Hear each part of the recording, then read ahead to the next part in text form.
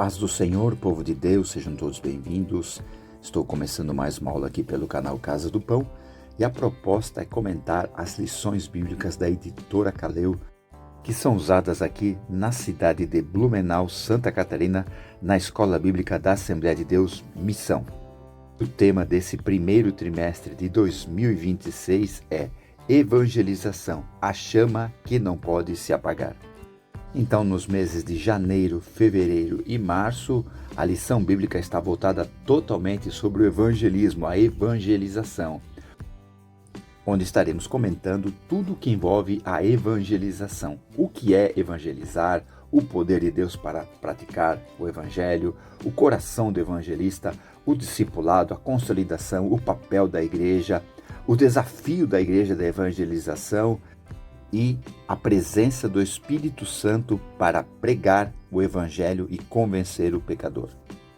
E hoje, dia 11 de janeiro de 2026, a lição número 2, o Evangelho como poder de Deus. E o texto-chave da nossa lição se encontra na carta de Paulo aos Romanos, capítulo 1, versículo 16, que diz assim: Porque não me envergonho do Evangelho, pois é poder de Deus para a salvação de todo aquele que crê. Então, quando Paulo cita Romanos 1,16, ele está dizendo que é o poder de Deus, o poder da sua palavra, daquilo que ele está levando, a sua mensagem, que é poder para salvar qualquer ser humano. Não importa a raça, a etnia, os seus desejos, os seus pensamentos, quando o evangelho chega, o poder de Deus é manifestado e aquela alma se rende ao Senhor Jesus Cristo. Primeira parte da nossa lição, a natureza do Evangelho. Quando fala de natureza, fala no caso aqui de identidade, de essência. Então, aquilo que o Evangelho é. E a primeira parte da parte 1, o Evangelho é uma boa notícia, não um conselho. A palavra Evangelho vem do grego Evangelion, que quer dizer boa notícia, boa nova. O termo vem de duas palavras, de eu, que quer dizer bem, bom, feliz, e ângelos, que quer dizer mensageiro. Então, uma boa mensagem, uma mensagem feliz, uma boa notícia. Essa palavra, ela era usada em dois contextos na época de Paulo, onde que o termo era usado quando havia uma vitória de uma nação sobre outra em uma guerra, em uma batalha, onde que o mensageiro saía ao final daquela batalha, ao final daquela guerra, ia ao encontro da cidade ou país que representava aquela guerra, onde que anunciava a vitória, onde que ele trazia uma boa nova. Também era usado no contexto de anunciar a coroação de um novo imperador, de um novo rei. Quando se anunciava, trazia uma boa notícia, haverá um novo rei, haverá um novo imperador. Porque sempre quando assumia um líder, havia uma esperança de um tempo de paz e salvação. Mas trazendo para o contexto bíblico, significa a notícia que está sendo levada para a humanidade. Quando você lê os 4 evangelhos, Mateus, Marcos, Lucas e João, você vê ali no começo, mais nas Bíblias, nas escritas, dizendo assim, o evangelho segundo escreveu Mateus, o evangelho segundo Marcos, o evangelho segundo Lucas, o evangelho segundo João. Então, João, Marcos, Mateus e Lucas estão trazendo uma boa notícia. Que boa notícia é essa? A salvação por meio de Jesus Cristo. A ordem que Jesus deu para pregar o Evangelho. Ali no Evangelho de Mateus, no final, no capítulo 28, versículo 19, Jesus diz, para fazer discípulos em todas as nações, batizando em nome do Pai, do Filho e do Espírito Santo, e mandando guardar tudo que ele ensinou. Já no Evangelho de Marcos, a palavra Evangelho no final ali, escrita no capítulo 16, versículo 15 do Evangelho de Marcos, onde Marcos relata que Jesus disse, ide, pregai o Evangelho, a boa notícia, a boa nova, a todos. Quem crer for batizado será salvo, quem não crer será condenado. Já em Lucas capítulo 24, versículos 47 e 48, Jesus diz para anunciar a remissão dos pecados, começando por Jerusalém, indo em todas as nações. Então, o Evangelho é o anúncio da salvação por meio de Jesus Cristo. Essa que é a boa notícia, essa que é a boa nova. Segunda parte da parte 1. O Evangelho revela a justiça de Deus. Nós lemos aqui no começo da lição, Romanos 1,16, que Paulo fala, porque não me envergonho do Evangelho, pois é poder de Deus para a salvação de todo aquele que crê. Na sequência, no versículo 17, ele diz que nele, em Jesus, se descobre toda a justiça de Deus, de fé em fé. Essa palavra descobre quer dizer revela, não é o que você encontrou, é o que está sendo revelado. A ideia é tirar um véu que estava tampando. E a justiça de Deus não é que nós temos que ser perfeito diante de um juiz. A justiça de Deus, a ideia é Deus como juiz absolvendo um réu que é totalmente culpado. Mas não é arbitrário? Não. Porque Deus, o juiz, está absolvendo um réu culpado porque alguém já pagou a pena por esse réu. Essa é a justiça de Deus. Mas como é que eu recebo isso? Você recebe pela fé. Terceira parte da parte 1. O Evangelho é centrado na cruz. Nós não temos a cruz de Cristo como um símbolo religioso, como algo que nós devemos venerar, como algo que nós devemos adorar. Mas é onde Cristo pagou pelos nossos pecados. Não é a cruz, mas o que Cristo fez na cruz. Em Romanos capítulo 4, versículo 25, diz que Jesus foi entregue por causa dos nossos pecados e ressuscitou para a nossa justificação, isso é, para a nossa inocência. Aonde que ele foi entregue? Aonde que ele morreu? Na cruz. Então a cruz não é para adorar, a cruz é a vitória da igreja. Como eu volto a falar, não é a cruz em si, mas é o que Cristo fez na cruz. Por isso Paulo escreve na sua primeira carta aos Coríntios, capítulo 2, versículo 2. Porque nada me propus saber entre vós, senão a Jesus Cristo e este crucificado. Ele está querendo dizer assim, quando estive entre vocês, eu não queria saber de nada, somente Jesus Cristo, principalmente a sua morte na cruz. Por quê? Porque a morte de Cristo na cruz conquistou a nossa vitória. Onde que o grande Paulo não gloriava-se em si mesmo. Veja no que ele se gloriava. Gálatas 6, versículo 14. Mas longe esteja de mim gloriar-me, a não ser na cruz de nosso Senhor Jesus Cristo, pela qual o mundo está crucificado para mim e eu para o mundo.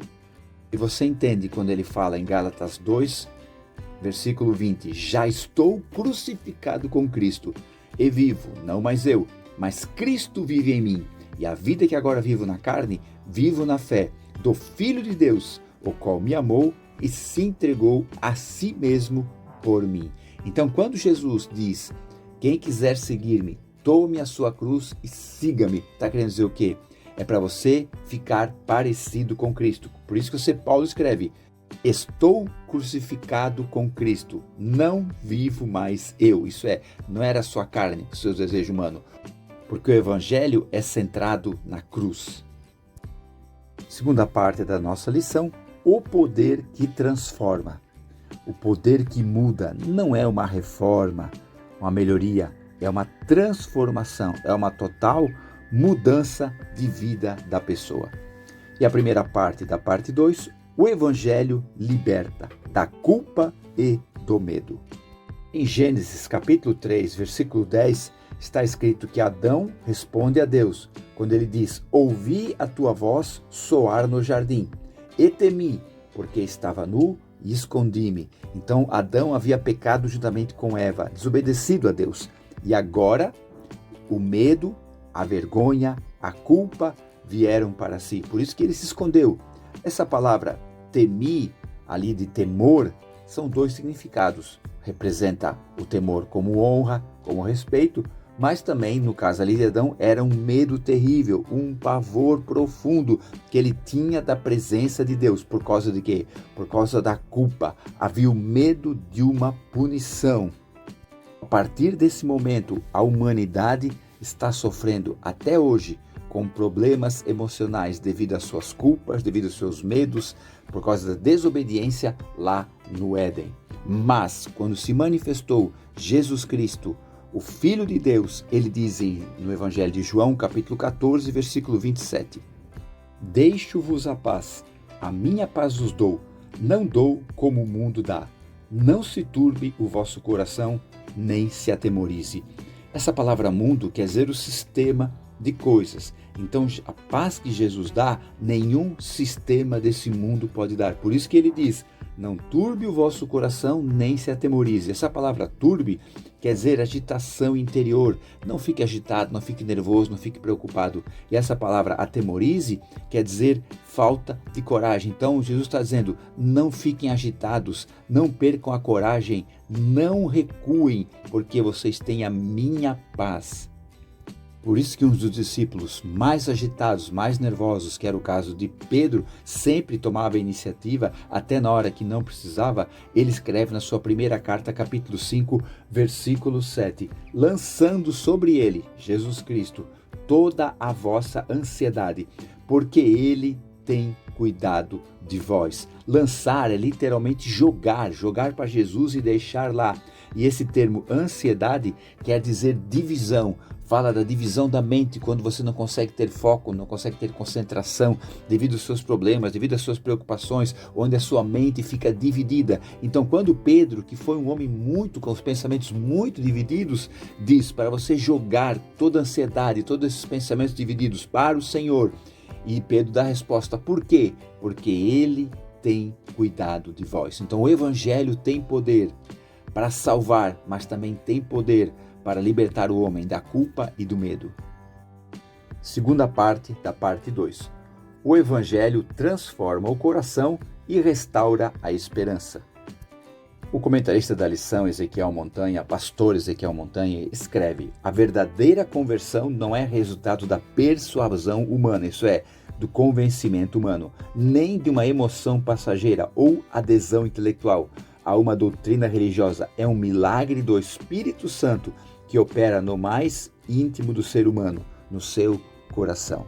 Então o Evangelho é pregado por nós, os seus missionários, seus evangelistas, os salvos, mas quem convence quando nós pregamos é o Espírito Santo. Jesus, nos capítulos 14, 15 e 16 de João, dá um grande ensinamento sobre o Espírito Santo. E ali, no capítulo 16, versículo 8, ele diz: quando ele vier, o Espírito Santo convencerá do pecado, da justiça e do juízo. Essa palavra convencerá é apresentar provas irrefutáveis. Não é você ter mais argumentos e vencer um debate. É o Espírito Santo trazendo uma luz que vai brilhar na consciência da pessoa, onde ela vai crer no Evangelho, vai entender o Evangelho. Veja Atos capítulo 8, a conversão do etíope eunuco, onde que Felipe é usado por Deus para evangelizá-lo. Ali não foi uma obra do homem, foi uma obra total do Espírito Santo. Felipe falava para ele e o Espírito convencia ele.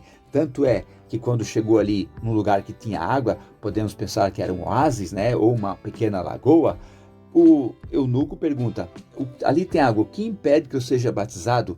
E onde que Felipe diz: é necessário que tu creia que Jesus Cristo é o Filho de Deus. O eunuco diz: eu creio, desceu as águas e seguiu jubiloso pelo seu caminho. Quem pregou foi Felipe, mas quem convenceu foi o Espírito Santo.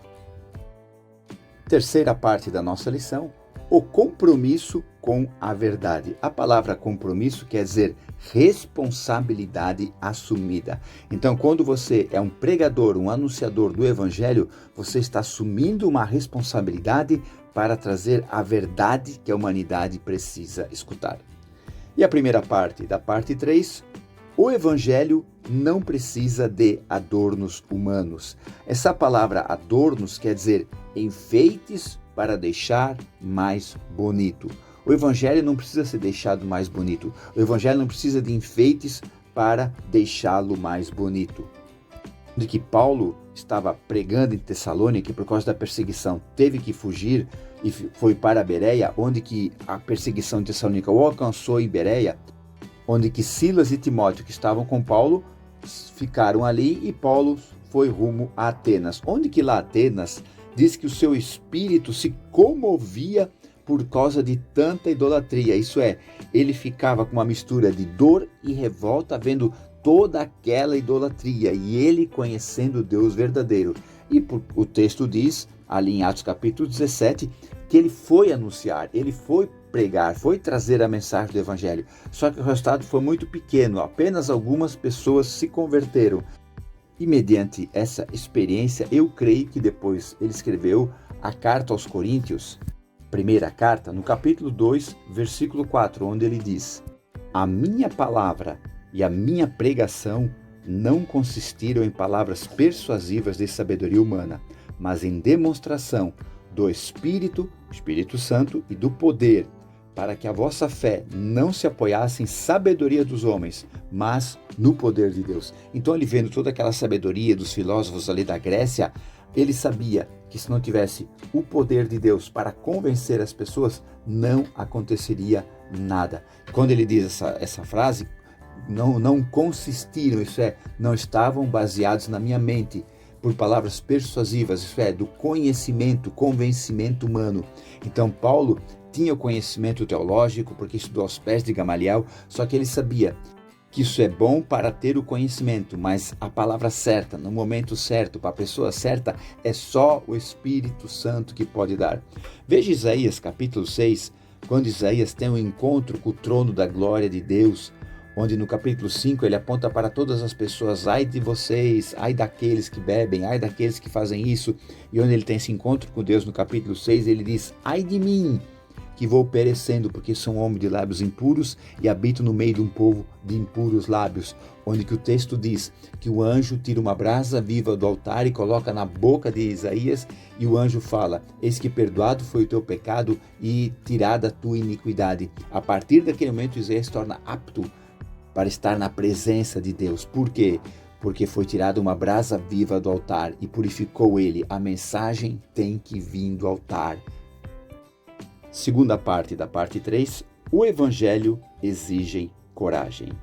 O escritor da lição, o comentarista, pastor Ezequiel Montanha, escreve no seu texto: ser testemunha fiel é remar contra a maré cultural, não por rebeldia, mas por fidelidade ao Evangelho. O Evangelho confronta o pecado, isso é, põe frente a frente, não por condenação, mas trazendo luz da verdade e ao mesmo tempo oferecendo o perdão. Então o Evangelho precisa ter coragem para anunciar, precisa saber que você às vezes vai levar uma verdade que muitos não vão querer aceitar. Assim como aconteceu com Estevão, que ele trouxe a verdade e foi apedrejado. Hoje esse tipo de coisa não acontece mais devido às nossas leis. Mas sempre vai haver pessoas que não concordam, sempre vai haver pessoas até do maligno que vão querer impedir o avanço do Evangelho. Mas o grande problema para o Evangelho ser pregado é o coração das pessoas, porque a palavra de Deus é perfeita. E nós entendemos que onde o Evangelho chega, alguma coisa acontece, só que depende como está o terreno. No caso da parábola de Jesus do semeador, a primeira semente caiu ao pé do caminho, onde as aves comeram, que é o maligno que tirou do coração da pessoa. A segunda caiu no meio dos pedregais, que nasceu, mas não tinha raiz, onde queimou e secou. Por quê? Porque recebeu com alegria, mas como não tinha raiz, durou pouco. Quando veio a angústia, a perseguição, os motivos para desistir, não teve força para continuar. E tem aquelas que caíram entre os espinhos. Por quê? Porque os espinhos crescem junto com a planta, sufocando a planta. Isso é, os cuidados desse mundo, a sedução das riquezas, que sufocam a palavra e ela fica infrutífera. Mas independente do resultado, continue anunciando o Evangelho. Terceira parte da parte 3. O Evangelho gera testemunhas, isso é, mensageiros, pessoas que vão testemunhar o Evangelho de Cristo. Atos capítulo 1, versículo 8, Jesus disse que eles seriam testemunhas em Jerusalém, Samaria, na Judéia e até os confins da terra. Essa palavra testemunho quer dizer mártir, pessoas que testemunharam com a própria vida, não se preocuparam com a vida. Hoje esse tipo de coisa não acontece. Claro que em alguns lugares no planeta, onde o Evangelho é perseguido, pessoas chegam a morrer, mas no caso do nosso país, é muito tranquilo pregar o Evangelho. Tem as restrições? Tem, mas ninguém é condenado à morte por pregar o Evangelho. Mas entenda, você é uma testemunha viva do Evangelho, você é uma testemunha do que Deus fez em você, salvou você, restaurou você, transformou você. Por isso que Paulo escreve na segunda carta aos Coríntios, capítulo 3, que nós somos a carta de Deus para as pessoas lerem. Nós somos uma Bíblia que muitas pessoas leem sem nunca ter pego uma para ler. E nós somos uma igreja que muitas pessoas vão entrar, vão participar, sem nunca ter entrado nela. Jesus disse no Evangelho de João, capítulo 8, ele diz: eu sou a luz do mundo. Já em Mateus capítulo 5, no Sermão da Montanha, ele diz: vós sois a luz do mundo. Então Jesus é o cabeça e nós, a igreja, o seu corpo, nós, junto com Jesus, somos a luz desse mundo. Devemos testemunhar a Cristo para essa humanidade que está em trevas. Amém, povo de Deus? Então, como Paulo falou, o Evangelho é poder de Deus para a salvação de todo aquele que crê. Essa é a natureza do Evangelho, ela é o poder de Deus, ela é a mensagem de Deus para salvar a humanidade, é uma boa notícia. Isso é um poder que transforma, liberta da culpa, liberta do medo, liberta das angústias, liberta dos sofrimentos e restaura o coração e restaura a esperança. E também não precisa florear o Evangelho é simples, o Evangelho é poderoso e exige coragem para viver o Evangelho. E você também é uma testemunha para anunciar a Cristo para os perdidos. Glória a Deus, glória a Deus. Amém, povo de Deus. Muito obrigado por ter acompanhado esta aula, a lição número 2, o Evangelho como poder de Deus. No próximo final de semana, a lição número 3, no dia 18 de janeiro de 2026, com o tema O Coração do Evangelista. Eu aguardo vocês, fiquem todos na paz. Tchau.